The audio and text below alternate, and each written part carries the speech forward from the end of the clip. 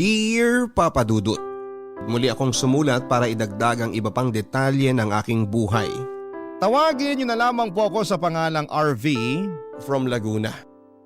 Sa puntong ito ay aaminin ko sa inyo na naging masama ang aking ugali noon. Naging mayabang, palibhasa kasi ayon sa mga taong nakapalibot sa akin. Taglay ko noon ang angking kakisigan na minimithi ng mga babae. Hindi ko makakalimutan noon na binansagan akong campus heartthrob sa aming eskwelahan noong high school pa lamang ako. Singkitin ang mga mata, sa madaling salita ay gwapo.